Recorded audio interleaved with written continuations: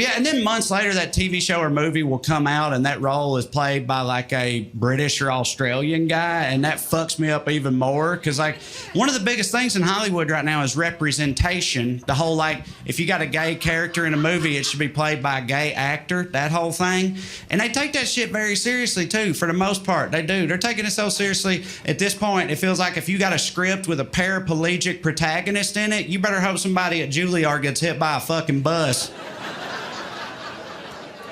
Because otherwise, they're going to be upset with you. People are going to write some articles about you. That's how seriously they're taking representation, yet all the redneck characters are played by classically trained Shakespearean Brits, you know? Like, Netflix has got a project set in deep Appalachia. The director calls cut, and half the cast is just like, tea time, is it? You know, I must admit it is taxing portraying these hill people for hours on end, but as an artist, I ask myself, what would the hill person do? How would the hill person feel after the loss of their beloved pet opossum? What would they... Would they mourn the loss, or would they simply eat the beast? What would they do? Right? But if you look it up, you can find articles that explain why they do that. You find these articles that tell you, well, you know, linguistically speaking, the British accent is actually very close, phonetically, to the American Southern accent. That's why those actors are so adept at portraying those roles. I'm like, oh, that's fascinating. You know who else is adept at that? Actors from the South. Probably also pull it off, I bet. That's what they say is happening, but here's what I think is really going on. I think those studio executives are having meetings going over upcoming projects, and their assistant is like, this one's got a gay protagonist. I got the perfect gay actor. This one's got some biracial characters in it. I got a whole list of tremendously talented biracial actors. This next one's got some redneck characters in it. Yeah, I don't know if our insurance is going to cover that. They might present some liability concerns. We might need to go to Plan B. Let's see, redneck characters. Is Benedict Cumberbatch available? Because you know, linguistically speaking, I like that bit because it's sort of like at the end of the day, I'm just up here like any other redneck comedian. Like, these goddamn immigrants are taking our jobs.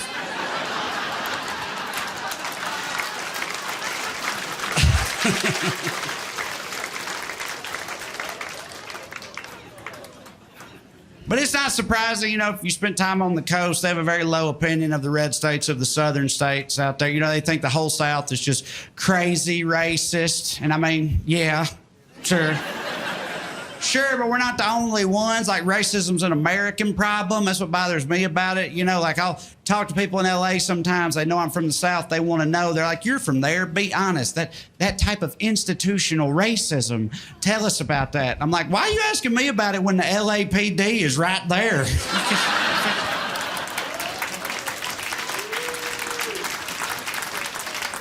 Like LA's got a totally clean slate racially. I'm sorry, I forgot. The NWA stood for nice, we're appreciated.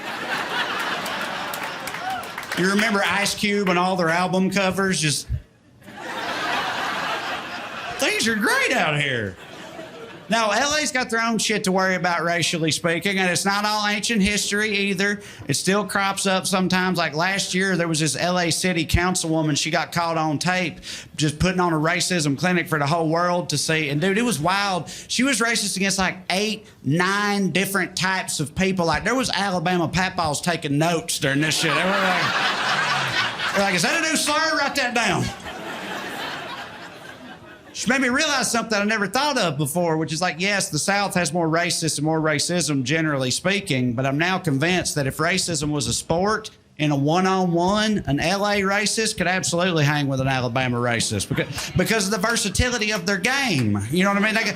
They got more tools in their bag. You know, like Alabama racists, they're real solid in the fundamentals. You know, like black people, Mexicans, the gays. When it comes to that, they'll sit in the pocket, they'll find a rhythm, they can go all day long, right? They're lethal. Most of them never even met a Jewish person, but they've heard enough to be dangerous, right? They got a puncher's chance if that comes up.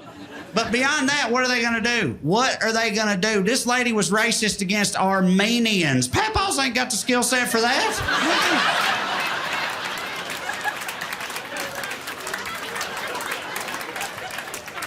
Papaws can't spell Armenian, man. I'm just saying, if it was a heavyweight championship racism bout, the Papaw would be in the corner sitting on a stool, shaking his head, just like, she's throwing shit at me I've never seen before, man. I don't know what I'm supposed to do. Yeah. It's a wild time in this country. Things are very divided. Things are weird right now. It makes it hard to be optimistic about things. People ask me that question all the time. They're like, how do you have any kind of optimism considering the world we live in? And for a long time, I didn't have any real answer for them. For a long time, I was just like, get drunker. I don't know. It's bad. It's bad. But now recently, thanks to my wife, I have discovered an answer to that question. I'm not saying y'all are going to like this answer, but I do have an answer to that question. I now feel if you want to feel generally positive about the current state of the United States of America on a global cultural scale, what you need to do is you need to watch 90 Day Fiancé on TLC, because you watch that shit and you realize America must be doing something right, dude. Because people all around this world are lining up, doing whatever it takes, throwing it all away just for the chance to make it somewhere in the Midwest. They don't give a fuck where they end up, dude. They'll do anything, up to and including marrying the biggest jabroni in the state of Ohio, gladly. They'll interview this guy on there. He's like, yeah, my name's Jason. I'm a 35-year-old dodgeball coach. And ever since my mom kicked me out, I've been looking for Miss Right, you know, like the type of woman that knows how to load the dishwasher and keep her mouth shut during Buckeyes games, that type of thing, right? And you're listening like, I don't like your chances, Jason. You don't seem like much of a catch to me. Then they cut to some beautiful girl in Estonia or somewhere like that, just like, Jason is man of my dreams. I often fantasize about being with him and eating hamburger helper off of paper plate. In the Shangri-La known as Dayton, Ohio. Dying to get over here. Then they get over here and their eyes are filled with wonder, you know, like Jason takes that same girl to like an Olive Garden in a Dayton strip mall or something, and she's just sitting there like, oh, this spaghetti for one person? It's like, fuck yeah, that's how we do, goddammit. Land of plenty, baby, USA. I don't know, makes me feel better. Makes me feel worse at the same time, but it also makes me feel better. But I know it's a tough time in this country. I go all around this country doing this stuff. We're here in Texas. You guys are wild. Y'all have a bunch of wild shit going on. Yeah. Texas had a wild thing going on the past few years. The past few, like, election cycles during, like, the Beto era and all that. In the run-up to the election, you'll start seeing these coastal journalists. They'll start putting out these articles and analysis and shit, coming out being like, don't look now. This could be the year, y'all. Some intriguing polling numbers. This could be the year that Texas turns. Who knows? The world's not ready for that. And then every election night, Texas is like, gotcha, queers. Yeehaw!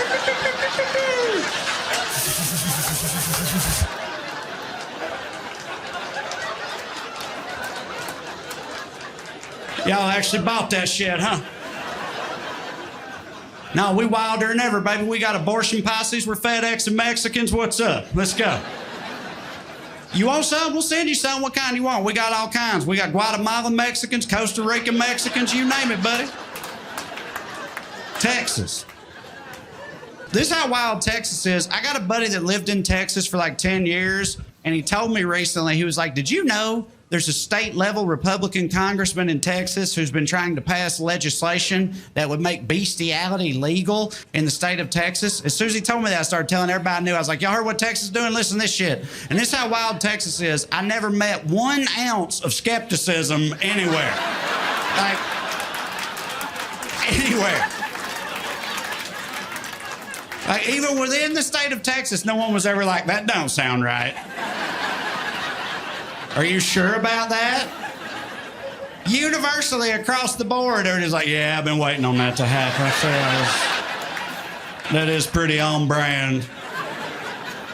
Right, which is particularly damning because it turns out my friend was wrong. There's not a congressman here trying to make bestiality legal. He was wrong about that. But to be fair to my friend, that is a real argument that does exist on the internet. If you Google it right now, you can find people out there being like, no, bestiality should be legal. You want to know why? And you're like, no, I don't.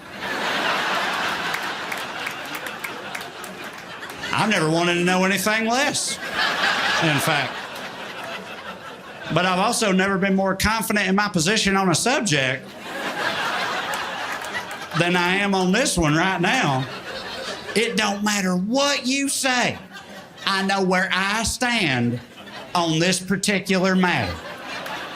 So sure, go ahead, why not? Why should bestiality be legal? And they're like, bestiality should be legal because it's not like these animals are signing off on us slaughtering and eating them either. And you're like, that's more sense than I was prepared for you to make. I'm upset at how logical that is, frankly. Because I like cheeseburgers and now I'm sad. Right, because it turns out it's a vegan argument. There's vegans out there trying to make that argument in an effort to illustrate to people how fucked up it is that we eat animals at all. They're trying to draw this parallel, right? And I know what they're trying to do, but I also know how America works. So I know they think Americans are going to see that argument and be like, damn, they're right. We shouldn't be eating them. But I know Americans are going to hear that argument and be like, damn, they're right. We should be fucking them.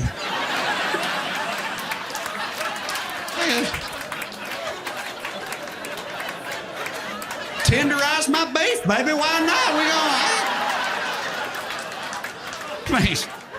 We gonna eat them anyway. Might as well fuck them first. What a missed opportunity this has been. Thank you for bringing that to my attention. You purple-headed weirdo.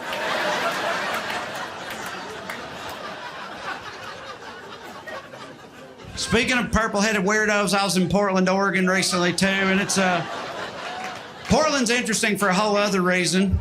I feel like Portland is kind of a snapshot of the way the far right looks at the far left in general in this country, and it's an interesting combination of stereotypes that they hold for these people. Like, everybody in my hometown thinks Portland is just a bunch of emaciated baristas with a handlebar mustache, you know. And I tell them it's ridiculous. Portland's a vast metropolis made up of an eclectic array of all different types of mustaches. Like, it's not just handlebar, but they both think it's like hipster Portlandia shit, but also that it's Fallujah for socialists, you know? Like, that's where the most hardcore Antifa super commandos are garrisoned at, right? And that's a weird combination of stereotypes to hold for the same people. It's like they think everybody in Portland is getting dressed up as a Victorian-era haberdasher, right, to go set City Hall on fire. And then they make fun of them for that. That's a point of ridicule. And I'm like, dude, I don't know about you, but I feel like if I was in the middle of a full-scale riot and all of a sudden a chimney sweep-looking sumbitch emerged from the smoke bomb haze on top of one of them big front-wheel bicycles, like, I wouldn't fuck with that guy. That's how you get choked out with a pocket watch chain. Whimsical anarchy? You don't want no part of that. But they both condescend to the far left for being limp-wristed soy boys, but they're terrified of them at the same time. That's a weird dynamic. You know, it's like their general outlook on them is like, check out this little pussy. Oh shit, is he coming over here? No, hey, I love Sprouts, I love him, please don't make me gay. It's a weird thing to believe, you know, but people believe all kinds of weird shit right now. Like, on a related note, I feel like white supremacy has been having a moment in this country the past few years. White supremacy is wild to me for a few reasons. First of all, I feel like every white supremacist I've ever seen is pretty much the least supreme looking motherfucker.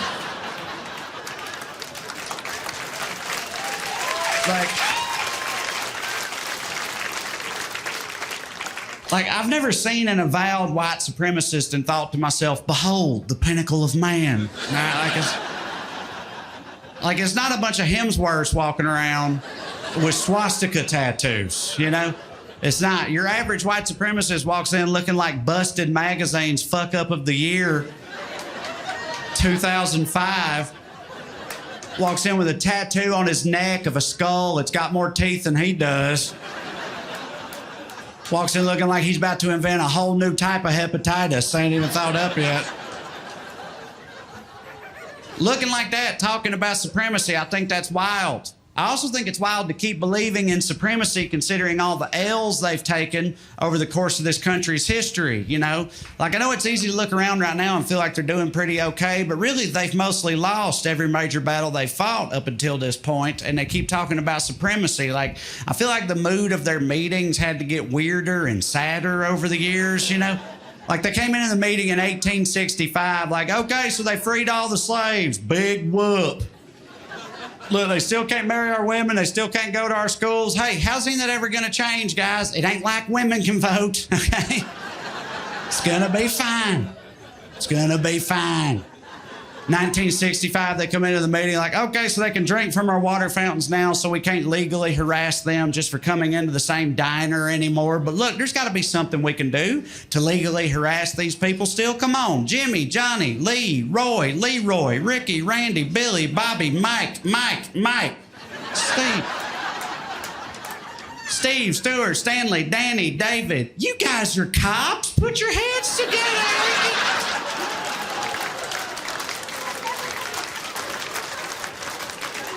We can figure this out. All right, it's not like one of them's the president. 2008, they come in kicking shit over like, okay, all right, this is a tough pill to swallow, I'm not gonna lie. But look, we gotta focus on the positives, guys. Like, hey, it's not like they're gonna start taking the Confederate flag down, all right? They're not gonna start pulling down the statues or renaming the streets or nothing like that. And hey, gay people still can't get married. That's something, right? Some guy in the back's like, aren't some gay guys white men? Shouldn't they be supreme too? It's like, no, Bobby, they don't count. You know that. Listen, we got to focus on the positives, guys. Like, hey, there's still no blacks in country music. Same guy in the back's like, what about Darius? Shut the fuck up, Bobby. Jesus Christ. Gay marriage gets legalized, they're just smoking cigarettes, staring at the wall. Like, I don't know. Y'all know what transgenders are? And they've been flailing with that shit ever since, but they mostly lose, you know? The other reason white supremacy is wild to me is I feel like I never really identified as white. I'm not about to do some Rachel Dolezal shit. That's what I'm about to do. This will make more sense in a minute, I promise. What I mean is, my whole life growing up poor, rural Tennessee, whenever I heard others talk about white people, in my head that was always like Connecticut, Yacht Club, like Dill. Is that Dill? Like in white people, right? Like white people.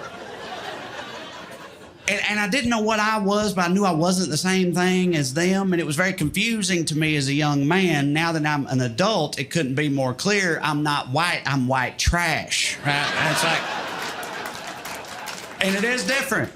It is different. There's a whole list of differences. Like, white people got a trust fund. White trash people got trust issues. White people got a sister who's secretly a lesbian. White trash people got a sister who's secretly their mama. White people play golf with their boss on the weekends. White trash people play scratch-offs with their rent money on payday. Different. The way they have kids is different. Nowadays, white people wait till they're 35 to have kids. They got in vitro clinics, ovulation calendars, fertility stuff. White trash people more fertile than an Amish cornfield, baby. You can't stop us from having kids, no matter how hard you try. The way they name those kids is different. White parents are like, Braden, Paisley, it's time for your piccolo lessons. Right? White trash parents like, Remington, Bassmaster. Quit exploding them frogs, get in the goddamn house.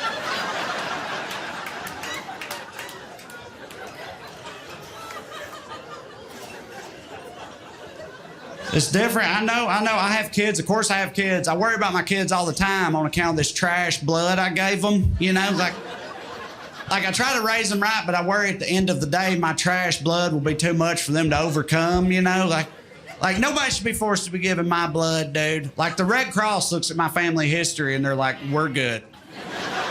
Thanks, though. Right? Like, thank God for my wife for diluting it with hers a little bit, you know? But like, I love my wife, but she's from a different town in rural Tennessee. Like, her blood ain't top shelf for nothing, you know? Like, let's be honest.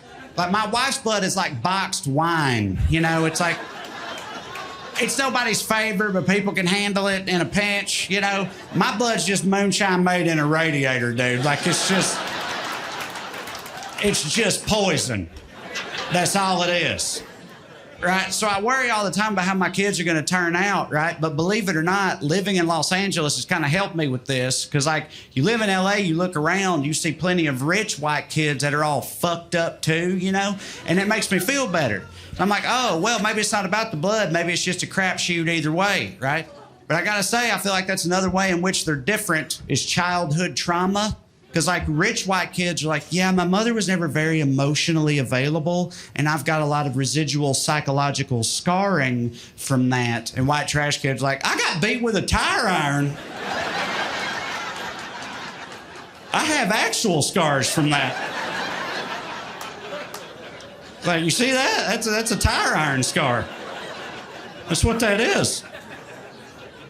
I believe that's not cool. You shouldn't do what I just did. You shouldn't, like, diminish other people's trauma just because you didn't personally experience it. But it's a whole thing with poor people. It's so hard for poor people to believe that rich people went through any kind of genuine adversity, no matter what the circumstances were, you know? Like, when all that Epstein shit was coming out, I guarantee you there was people in trailer parks all around this country watching that. Like, they got to go to an island?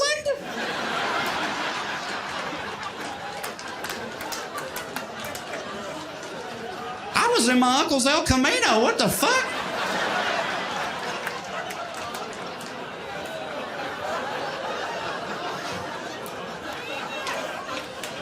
Yeah. Yeah, that one's rough, I know.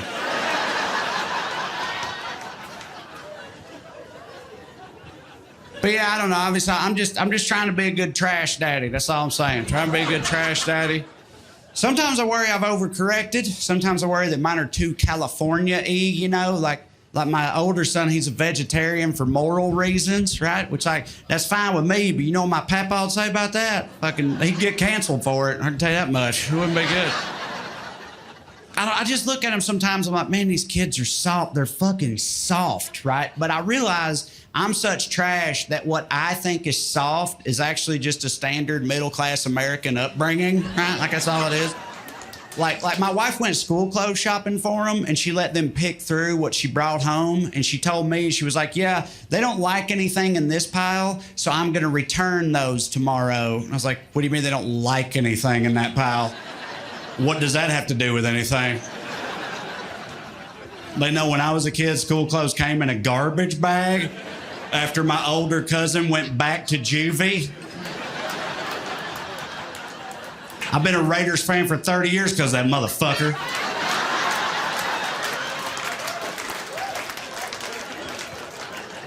Who gives a shit what they like, right? I'll try to roast them some fresh vegetables. I didn't know you could get vegetables not in a can until I was 28 years old, right? Like, blew my mind.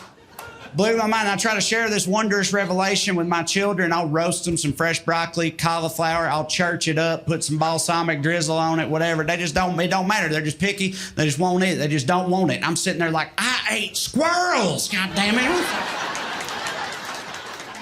Who the fuck do you think you are? The other day, my 11-year-old got cold in the house, so he just went and turned the thermostat up a little bit. Like, didn't ask nobody nothing, didn't say nothing to nobody. Just walked over and just turned it up. I could feel the souls of my ancestors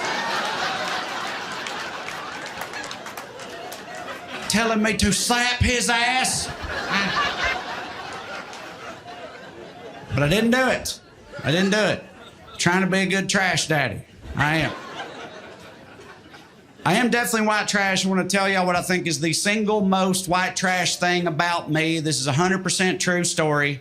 So my parents got divorced when I was 7, and I know you're like, yeah, we figured. Can't believe they were married at all. But yeah, they were. They were. They got divorced back then, early 90s, rural Tennessee. Parents get divorced. Mama just kind of got custody by default. That's just how it worked, you know. So my mom got custody of us, but my dad was like, okay, but they're going to live with me, though. And the judge was just like, ain't you got a Camaro to work on or something? Just let her have them, bro. Right, but we lived with my dad, and because we lived with my dad, he didn't pay her any child support because in his eyes, that was bullshit. And apparently, that was bullshit is not a formally recognized legal defense for not paying child support, right? You can't just plead that's some bullshit, as it turns out. So my dad accumulated all this debt to the state over the course of his life. When he dies years back, I had to reconcile all that, which I didn't know was a thing, but it is in the right circumstances. For example, if you owe money to the state. It's like everything with money works the same way, really. It's like, you know how like if you got a lot of money in the bank will give you more money for having all that money in the bank. But if you ain't got no money in the bank will charge you money for not having no money in the bank, right? It's like everything works that way with money, including inheritance. It's like if you're rich and your parent dies, you're sad, but you got a new lake house or the throne of England or whatever. Like there's upsides to it. You know, but if you're poor and your parent dies, you're poor plus they're poor. And I'm generationally poor, dude. I come from no money.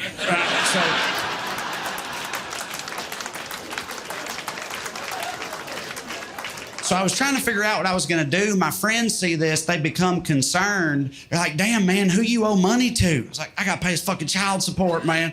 They're like, heard that, but I thought you had both your kids. No, not on them, on me. I'm so white trash, I got to pay my own child support. And the worst part is I can't stand this little motherfucker. Always laying around my house, eating up my food, starting fights with my wife, talking shit about me in my own head. He sucks. So I was trying to figure out what I was going to do, and I finally get a call from the state of Tennessee one day. They're being very helpful. They're like, is there anything we can do to help? Like, are there any assets you can liquidate? I was like, what? And they're like, is there any shit you could sell? I was like, oh, yeah. I was like, well, there's the house I grew up in where my Meemaw still lives. And they're like, that's perfect. So what you do is you sell that house, use the proceeds to pay us off, do with the rest as you see fit. And it all kind of clicked for me in that moment. And I was like, so you're telling me that I need to sell the house I grew up in where my Meemaw still lives so I can pay y'all my own child support? And she was like, can we call you back? And I got a call a couple hours later from her manager, and he was like, yeah, listen, don't worry about that. We wiped all that out. We took care of it. And that's the first time in my life that I was like, damn, maybe I am white.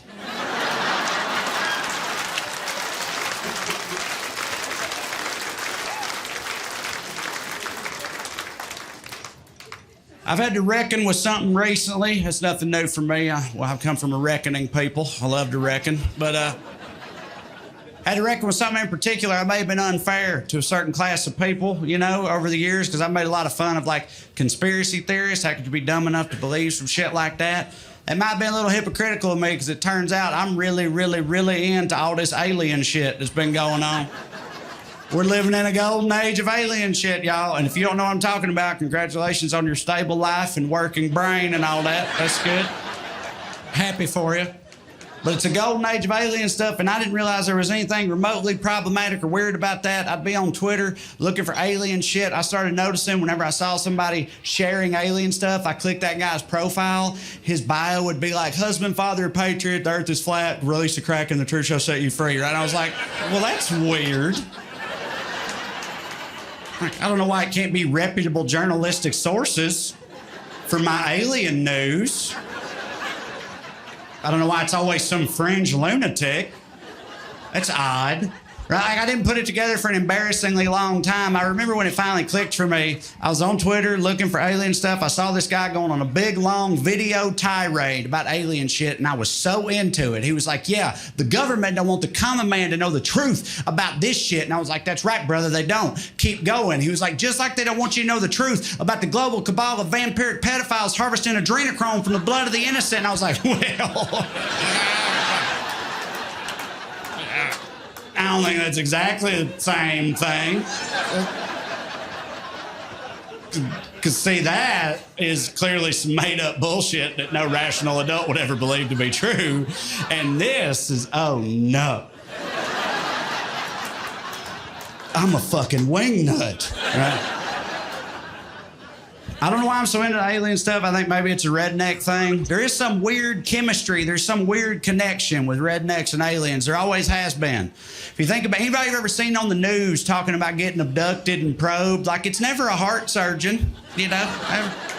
It's always my Uncle Bubbles, man. Every time it's always Randy Quaid from Independence Day. Every time, that's who it is. They only take rednecks, evidently. I mean, really, rednecks should hate these motherfuckers because they've been profiling us like the police profile black dudes for generations. They have goddamn smart-ass alien walks up like, do you know why I abducted you this evening? I don't know, maybe because I'm driving a beat-up Chevy with an Earnhardt sticker. It's fucking bullshit, man.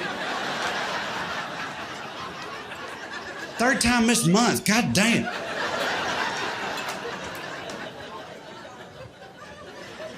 But it's okay. I try to find the silver lining in everything, and I tell you what that says to me. That says to me that rednecks evidently have among the sweetest, most choice anuses you can find. Anywhere. Anywhere. Think about it. Think if these little gray bastards could be probing any backside on God's green earth, nay, the cosmos. But they keep coming back for that hillbilly brown eye. What's that tell you? That's brand loyalty, man. There's got to be a reason for that. I'm just saying. So, yeah, next time somebody's like, oh, black guys, oh, they got big dicks. Yeah, well, rednecks got the juiciest buttholes in the Milky Way. What now?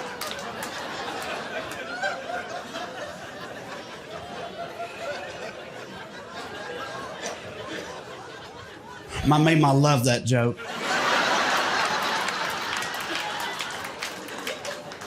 That was Meemaw's favorite joke.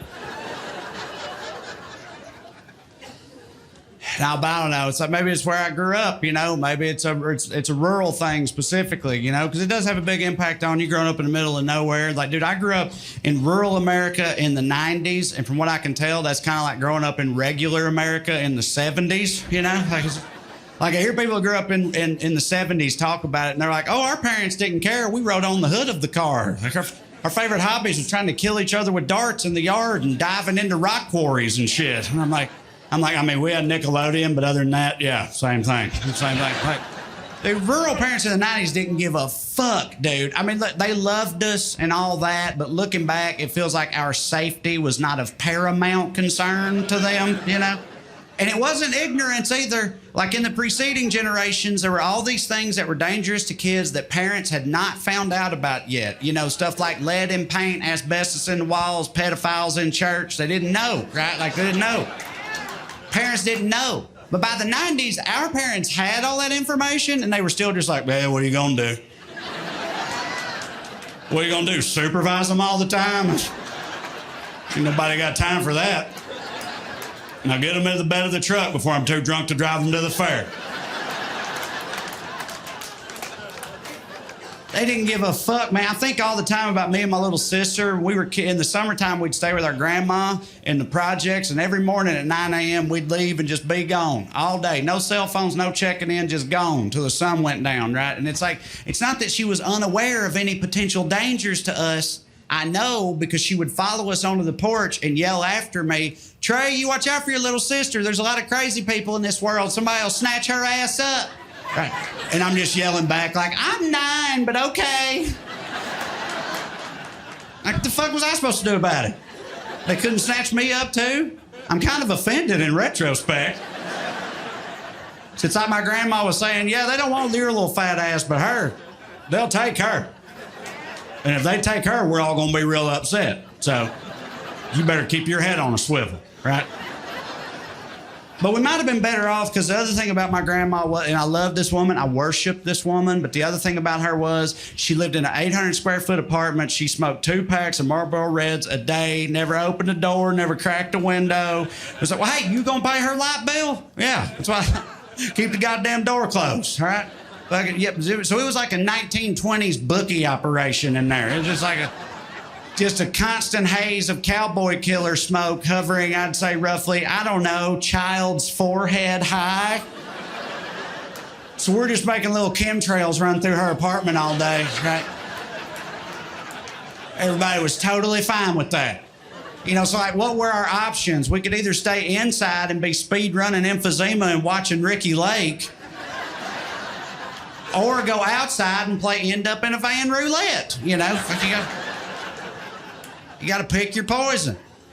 And I never thought twice about any of that until I had my own kids. Now I'm mortified thinking about that. Like, dude, if my 11-year-old was headed out the door with his brother, and I was like, hey, where you going, buddy? Oh, we're just going to climb up the old piles of scrap material behind the abandoned factory for a while. We call it King of Tetanus Mountain. Dude, I would call CPS on myself, man. But our parents were just like, that sounds neat. Maybe if you got time, you can shimmy across the catwalk under the bridge like we used to do. Jesus Christ, was the government giving out life insurance policies on trailer babies? Like, what the fuck? What point are you actively trying to get rid of us, man? Rural parents back then didn't give a fuck. If you need any more proof they didn't give a fuck, look no further than the haircuts they sent us to school with every day. Rural parents in the 90s were just like, oh shit, I forgot he's got school pictures tomorrow. Sit down there, buddy. Hey, baby, bring me them clippers and that chili bowl. I'll line him up real quick. There we go. There you go. Now don't forget to wear your Skinner shirt and smile real big. For a huge chunk of my childhood, I had a rat tail. A rat tail. It's right there in the name, man. It's like my mom was taking me to the barbershop / my aunt who dropped out of beauty school's trailer, right? And set me down like, yeah, give him something that sends the message what type of garbage people we are, you know, like something that makes other children inherently mistrust and fear him upon a glance. Something shifty, you know.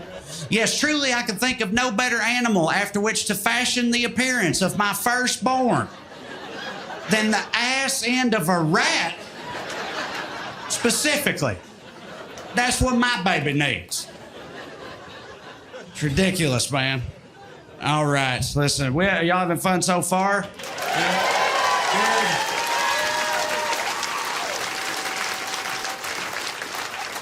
Good. I asked because I'm going to try to ruin that real quick before we go, if I could, because yeah, I could be polarizing, I can be divisive. That's not news to y'all. This is about to be the most divisive thing you've ever heard me say. And I know some of y'all are like, no, Trae, we're on your team. It's all right. Go ahead. Speak your truth. No, some of you about to feel betrayed by this. You are. But I have to be true to myself. I have to do it. So here it goes. I've about had it with dog people and their bullshit. I think...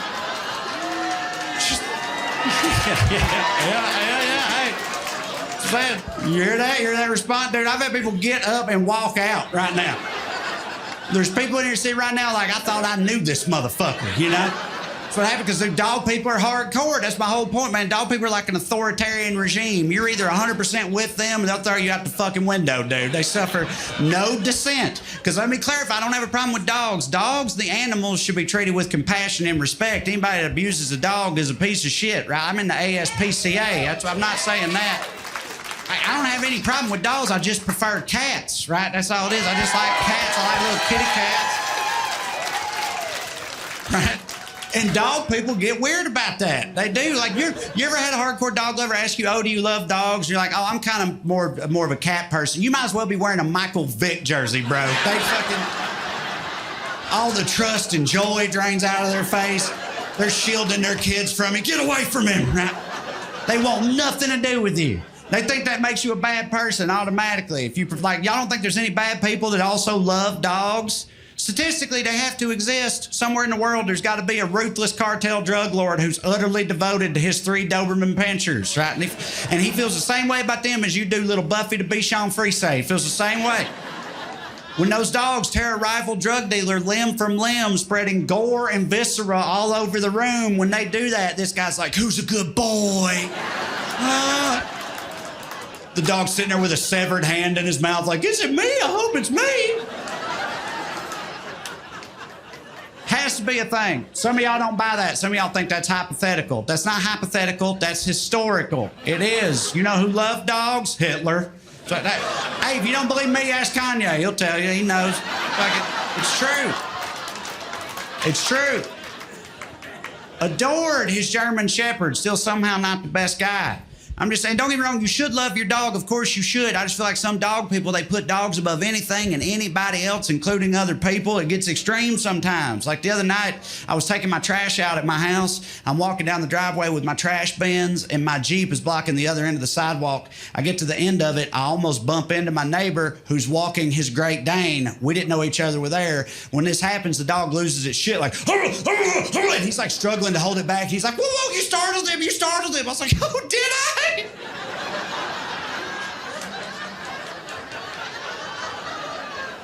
Did I startle the baby? No, you're right. That's my fault. It's my fault. Should have got the express written permission of you and Scooby Doan over here before I walked down my own goddamn driveway. That's on me. No, you're right. You're right, dude. Dog people are hardcore, and I don't know. Sometimes I'll see a dog and he's wearing one of those little outfits where it looks like his head is on top of a tiny human body, so he's got little arms and legs flopping and stuff, and his tongue's out like.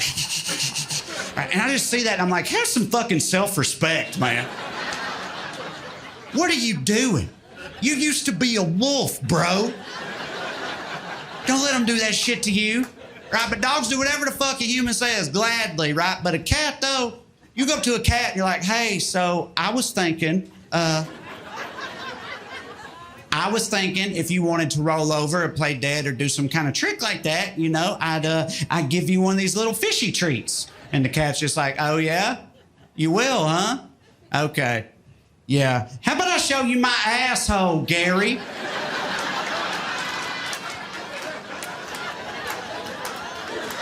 How's that for a trick? Would you like that? Who the fuck do you think you are? No, you know what? I got a better idea. How about this? How about you put some more food in my bowl and maybe I won't fuck your couch up tonight? How's that sound?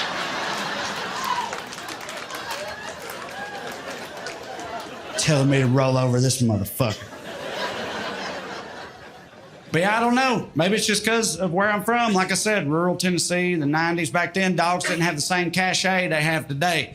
They did. I had dogs growing up. I had a bunch of dogs. Where that used to work was you'd have a dog, something horrific would befall that dog. Now it's time to get a new dog, which back then, getting a new dog consisted of getting in the truck and riding around until you saw a box of dogs in a dollar store parking lot or something. Now you got a new dog. It was a different world. It was a very different world. That sounds like a very dumb world, but sometimes I think that our current world today might be even dumber, you know, because like, dude, we're living in a very dumb time and place. This country comes out with new dumb shit every other day. You can't even keep up with it all, right? Some people think that means we're getting dumber as a species, like we're devolving. And I don't know if I believe that, not because I think we're smart today. I just don't know if I think we're dumber than people used to be. Because do y'all know how dumb people used to be? A lot. They were a whole lot dumb, y'all. They were like, I know we had plenty of dumb shit when COVID came out. I know we did. But dude, if COVID had come out 250 years ago, people would have been running around like, he's got witches in his lungs. Quick, cast some ashes onto the nearest flame so that the evil spirits might not gain purchase. I don't think we're dumber than them. Which means we're not getting dumber overall, dude. Don't get me wrong. Sometimes I wish we were. Sometimes I think it'd be great to be dumb. I do. You know why? Because dumb people are confident, man. They are. They are. Dumb people got it all figured out. And you're like, what do dumb people have figured out? Everything. Everything. You don't believe me? Ask the dumbest motherfucker you know. All right? Picture him in your head right now, the dumbest motherfucker you know. I guarantee you that sumbitch got it all figured out, dude. They all do. All of them. They don't have existential crises. They don't lie awake at night staring at the ceiling like, am I blaming the Jews enough? You know, like They don't do that. No doubt about it. They don't have doubt. Dumb people don't have doubt. Smart people are racked with doubt every day. Smart people are like, I think I'm going about this the right way, but what if I'm wrong though? What if there's information I don't yet have? What if there's factors I've not yet considered? What if I'm wrong about this? Dumb people are just like, life's a butthole, baby. Fuck it.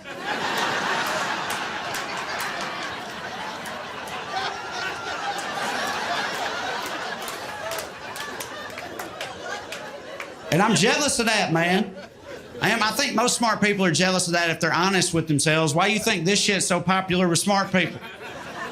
Drug and alcohol abuse is more prevalent statistically among the more intelligent members of society. Why do you think that is?